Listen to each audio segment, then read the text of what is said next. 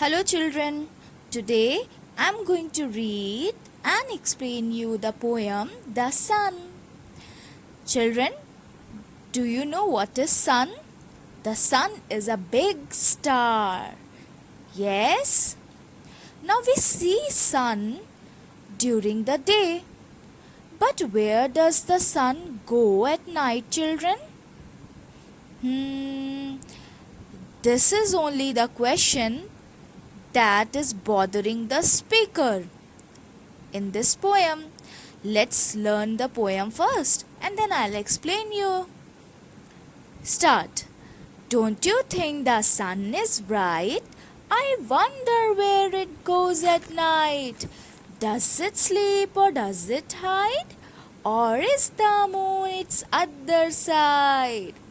Does it hide behind the hills late at night as outside chills? Do you think it needs to rest from all that warming it does best? Could it even have a home, maybe in London or even in Rome? Or does it just float around, moving slowly from town to town? Yes, I think it must do that. After all, the earth's not flat, so the sun goes round and round, spreading sunshine on the ground. So, children, now I will explain you the poem. Children, in the first paragraph, the speaker wants to know where the sun goes when it disappears at night. Children, we all see sun during the day, shining brightly. But where does it go at night? This is only the question of the speaker. He thinks that the sun sleeps at night as we do, or he thinks that maybe it hide away from us. Next, the speaker wonders if the full moon is the other side of the sun, since we see moon at night. Okay? Here, the speaker thinks that maybe the moon is the other side of the sun, since we see moon at night. Okay, now in the next paragraph, the speaker thinks maybe the sun hide behind the hills because it becomes cold when the night comes. Why would sun need to hide behind the hills, children?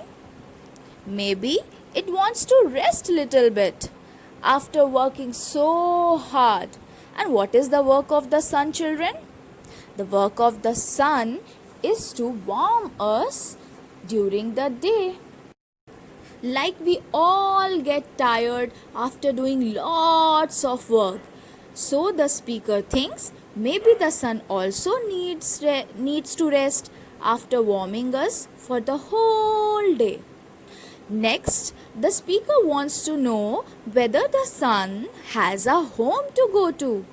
Maybe its home is in Rome or London. This is what the speaker thinks. Or maybe the sun just goes from one city to another city. Maybe this is the reason that we are unable to see the sun at night. Maybe he's gone to some other city. That's why we are unable to see it.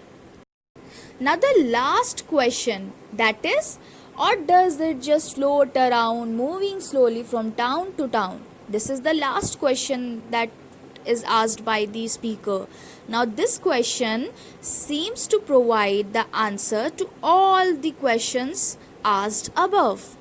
The speaker knows that the earth is not flat, which means that the earth is round in shape. So he decided himself.